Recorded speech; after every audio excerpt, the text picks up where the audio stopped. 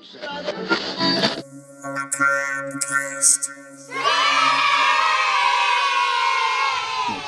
devil's on the loose and he's dancing with the mummy. Doc Mark and Karis, the little mummy, here to bring you another episode of Macabre Cast, where we'll be dropping R's where they belong and adding them where they don't. Hi-ho, Karis. Newbies, welcome. Regulars, welcome back. Worshippers, find another show to listen to, or it gets the hose again. This is Macabre Cast, episode 76, happening now. Hey, Doc, what room in a house does a ghost avoid because they don't need it?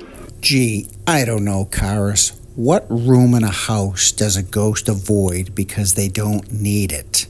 Do tell. A living room.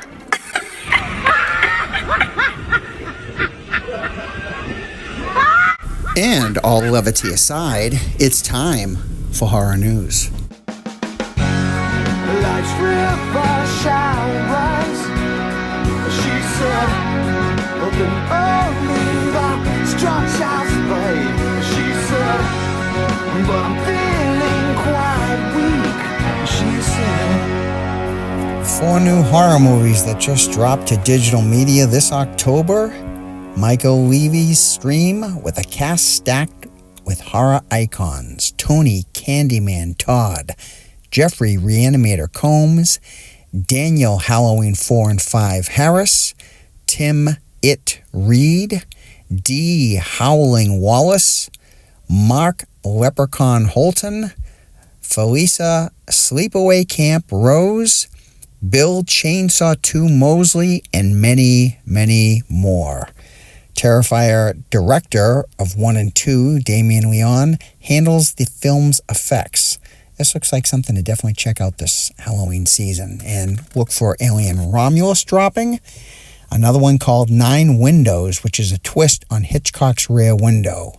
And lastly, Depravity, which is about 3 residents who suspect their reclusive neighbor is a serial killer. Terrifier 3 is the #1 movie in the country. A budget of only $2 million earned $20 million in its first weekend. And a Santa Claus killer Christmas horror film set in the 80s, He Sees You When You're Sleeping, will be released on video on demand November 1st. And be on the lookout for the trailer of Stephen King's short story turned movie, The Monkey, directed by Osgood Perkins and produced by James Wan. I'm sure that's going to be fantastic. And that's it for horror news. she said,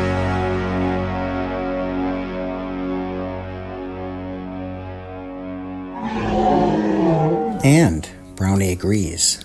Brownie, the corpse-sniffing dog. Human sacrifice, dogs and cats living together, mass hysteria. So, as another Halloween watch suggestion, I'm going to talk about The Howling from 1981, directed by Joe Dante, starring Dee Wallace, Patrick McNee, and Christopher Stone. Howling. Somewhere in this city, in this human jungle,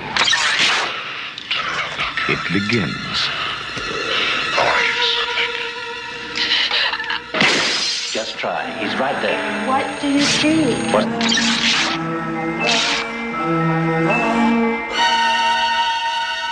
The Howling.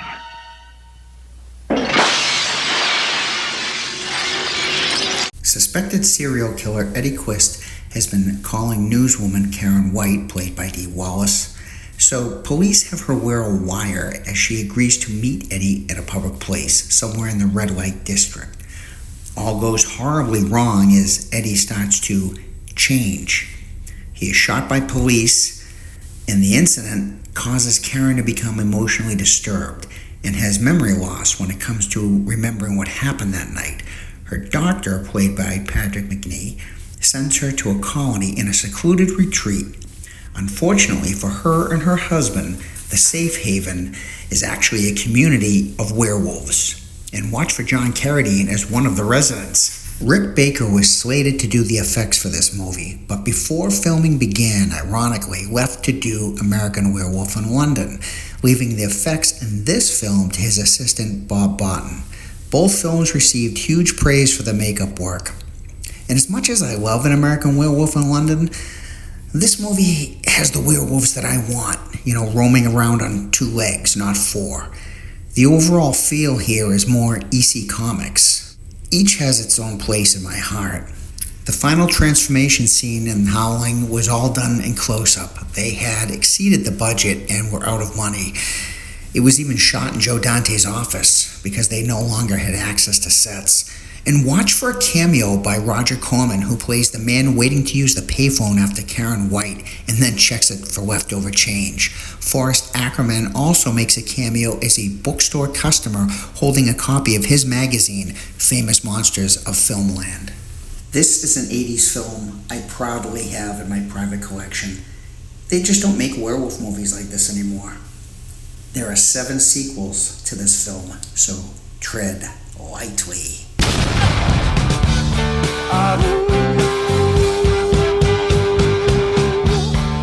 Werewolves of London, drama.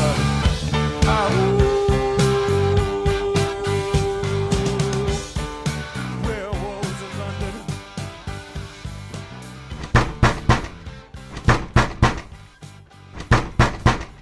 I'm coming. Won't you tell me what is wrong? Yeah, let's talk. Hey, Doc Mark and Little Karis, Hard Chat Matt here. Once again, I have to apologize for banging on the door and ringing the doorbell. As always, I just can't wait to get into the latest episode of Macabre Cast, and my enthusiasm gets the better of me. I imagine that's a real pet peeve of yours, Doc. And speaking of pet peeves, I'm curious, what's one of your biggest pet peeves when it comes to the world of horror?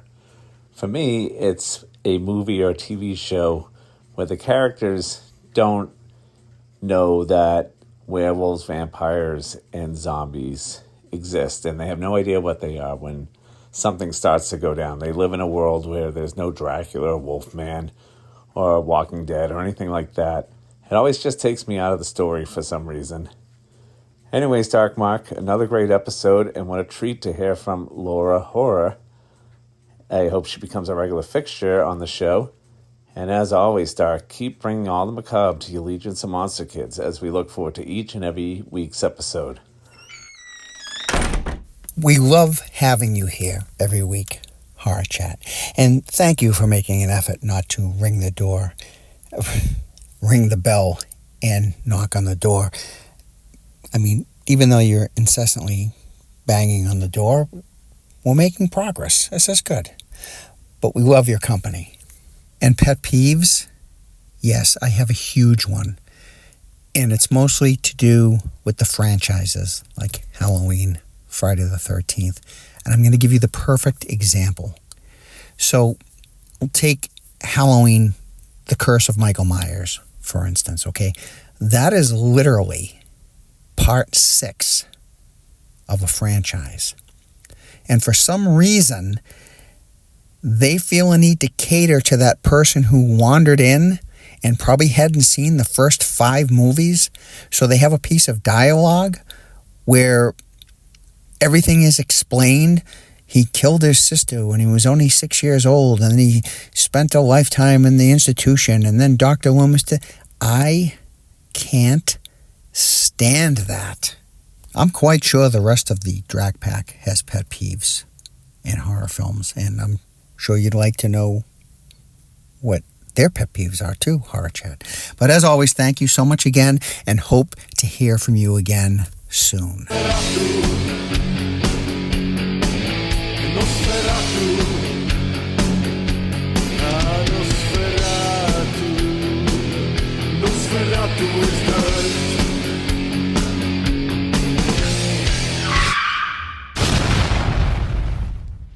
Deep Death Dive. The Video Nasties. I'm sure you've heard myself or Scary Larry mention that a time or two. The video nasties was a term coined in the UK in 1982 when Mary Whitehouse and various religious organizations took their censorship to new heights. With graphically violent films at their peak and the boom of the home video market, it was suggested that any videotape at any time could end up in the hands of a child. And so, these groups created the Video Nasty List. It contained 72 titles banned from distribution due to their content. Among the 72 was a film called Nightmare. Prepare yourself for the most intensely shocking motion picture of our time. Nightmare. The motion picture everyone is talking about. And there's no place to hide. Nightmare.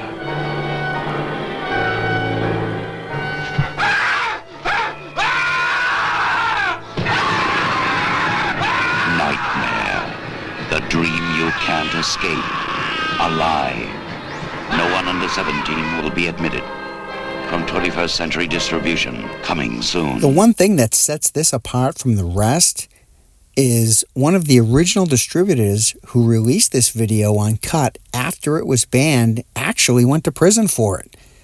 Although hard to get a copy of this film uncut in the early 80s, it can now be seen in all its bloody galore on the 35th anniversary Blu-ray release. As early as the 90s, this was available uncut in practically every mom-and-pop video store. Nightmare also gained infamy when it claimed Tom Savini was the makeup effects artist on the film. Savini says that he was only a consultant and attempted to sue the studio for using his name to promote their film. His name has since been removed from the credits. Nightmare was released in 1981, written and directed by Romano Scavolini. It's the story of George Tatum, who is a schizophrenic psychopath who, after an experimental psychiatric rehabilitation program, is deemed fit for society. But after a brief stroll through the early 80s sleazy 42nd Street and a few peep shows later, George is up to no good and begins to head home to Florida with an agenda that is revealed later. This movie never tries to be anything but what it is, a brutal, grindhouse slasher flick with no apologies. Movies like this went to the wayside because with the Video Nasty List, theaters couldn't show them, video stores couldn't sell or rent them, and therefore there was no money to be made. This movie's ending is quite tense and frightening, and the little boy who's so obnoxious throughout the whole film truly finds his way and shows a promise we could never have imagined he had. Watch for George's diagnosis on a computer screen early on in the film. Schizophrenia is spelled wrong. If you missed this one the first time around, or maybe only saw a bad cut version, check it out. But mind you, the 42nd Street Sleaze Club scenes are more graphic than what you'd probably see today. And that's the story behind Nightmare from 1981.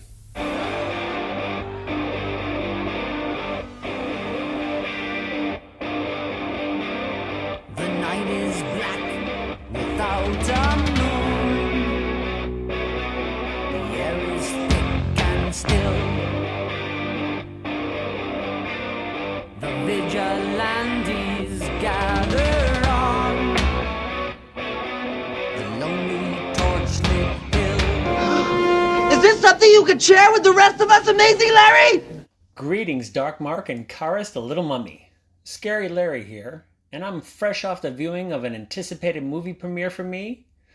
Art the Clown is back in Terrifier 3. First and foremost, I want to address my less than brilliant decision to go see the 7 p.m. show on Sunday night, forgetting that Monday was a holiday, which meant there were loads of people at the multiplex.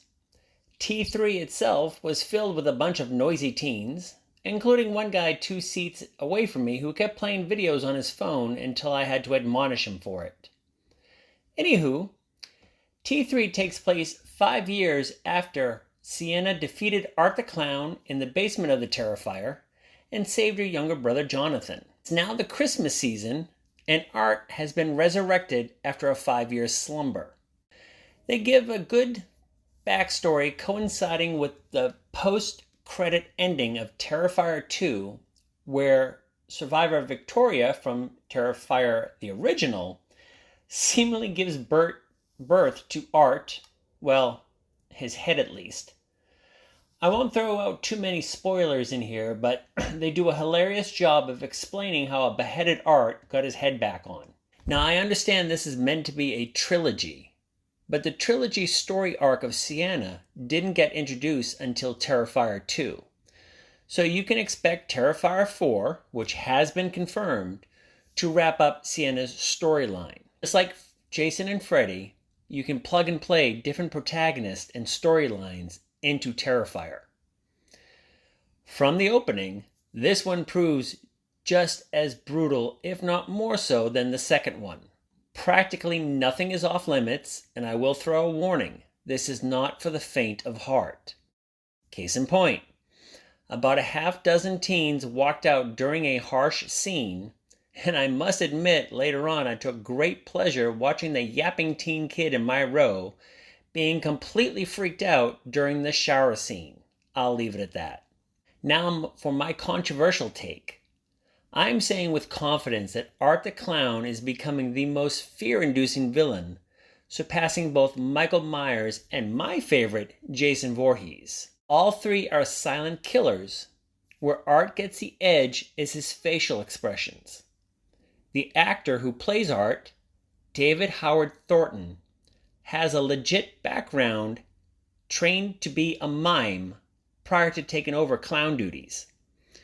So you get to see a range of emotions without him saying a word on his face that you just don't get with the other two masked killers. Now, there's a great cameo, which I'm sure Dark Mark will appreciate, by the one and only Tom Savini.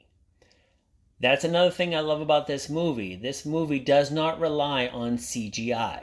They stay, even though they got a bigger budget, they stay old school. All prosthetics, all practical effects, nothing really computer generated.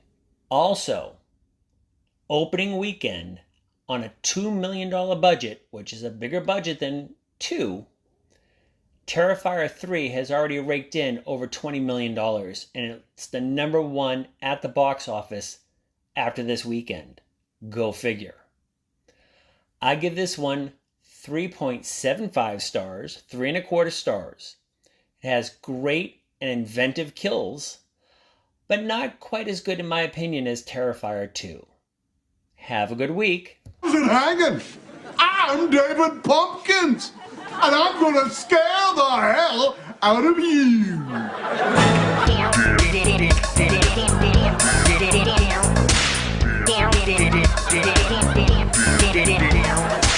Any questions? Nice review, Scary Larry. I don't know that Doc's gonna see it though. Sure, he'll see it when it's out on DVD. I don't think he's gonna get that hot dish Laura Hara to go see that movie. Do you think you can stop referring to Laura Hara as a hot dish? That's very sexist. If I was a chick, I wouldn't mind it. Hey, speaking of chicks, it's Grim Kim. Hello, Macabre Theater. Hello, little Karis. How are ya? Hi, Grim. Hi, Grim. It's early on a Monday, and I got to work and realized we must be off for the day. My first Columbus Day at this job I've had since January, so my own fault for not checking the schedule, I suppose, but anyway, I just wanted to drop a little message about this great movie I saw rewatch last night. I had seen it before. It's so fun.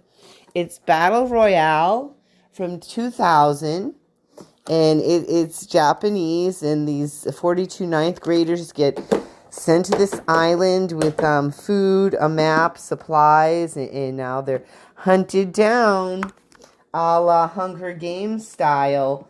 Oh my God, it's brutal. It's brutal, and it's like definitely has that Japanese Western, a Japanese Western feel to it. and it has a female protagonist, which of course I love, and it was not for the faint of heart, let me tell you that. And it was just really, really fun, and I absolutely recommend it. I have a feeling some of you probably have seen it. If not, I definitely recommend it. And I just wanted to drop that. Really, that's the only interesting thing I've seen lately. And hope you have a nice day if you're off today. Enjoying my Halloween season. I did want to answer Scary Larry's origin story question, which my origin story, I would say, started right around age 7 or so, when the next door neighbor, Ronnie Baker, who was a year older, started to see every single scary horror movie there was, because the family enjoyed it and they would all go. And then he would come back and tell me and my twin sister a very detailed verbal synopsis of the whole movie. And it was a fantastic gateway into the world of all things macabre, because it was almost as if reading a book. I got to just fill in the details and description out of my own creative mind, which I should say does not lack for effort, that's for sure. And it's great, and I think that's really the origin started. And then it's probably about 10, 11, and we were at my aunt and uncle's, and they have the paperback copy of Salem's Lot. And I dove right into the world of Stephen King, and there was no going back after that, and it was just awesome. I wasn't really a big V.C. Andrews girl as far as Flowers in the Attic, which was like just so popular when I was, early teens, but unfortunately, it wasn't dark enough for me. And maybe that's saying something, but it is what it is. All right. So I'll see what I see this week, and I will check in with you guys next time. Have a great day. Bye. I'm not 100% sure because I'm not a gamer, but isn't Battle Royale, was that a movie based on a game? I thought I saw something along those lines, but not sure. But as always, thank you so much, Grim Kim. Hope to hear from you soon.